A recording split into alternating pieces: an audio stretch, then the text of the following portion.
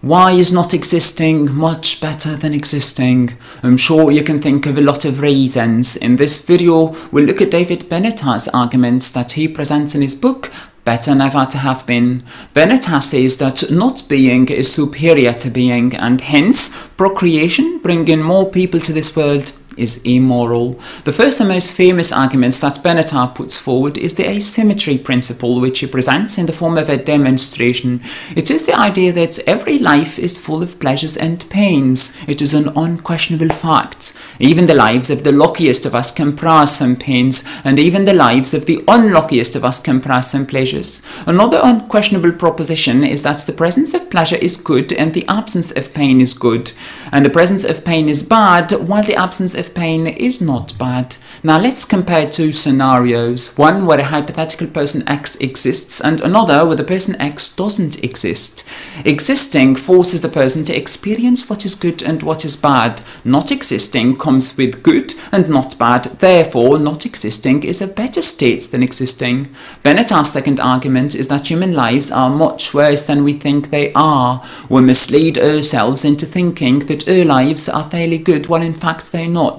To attack the idea that our lives and the lives of people in general are good enough and are worth living, he argues that people use psychological protective mechanisms to conceal the ugliness of their lives. One of these mechanisms is our tendency to get accustomed to and to accept everything, even the most drastic regressions of the quality of life. The example that Benatar gives is that of having to use a wheelchair. Prior to having to use one, most people would say that there is no way they'll be living a life where they won't be able to stand up or to walk, but then they're forced into the experience and they get accustomed to it. Also, many people, if asked, would positively say that they wouldn't be able to carry on living if their mothers were to die.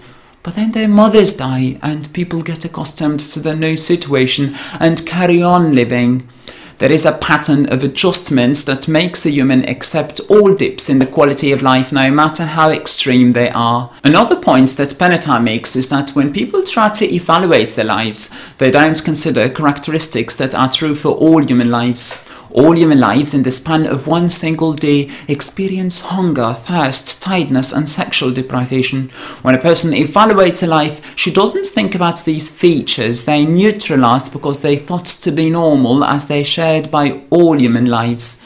Another mechanism that hides life's odiousness is polyanaism. It is selectivity in language, thought and memory. It's a process through which we put a positive spin on everything that happens. Past experiences are embellished through nostalgia. No, our childhood wasn't superb. We just remember it like that. We also believe that every painful experience we go through contributes to forging our characters. What Benatar means is that human lives are intrinsically and inescapably full of harm. Hence, it doesn't benefit any person to be brought into existence and to go through all these degrading experiences.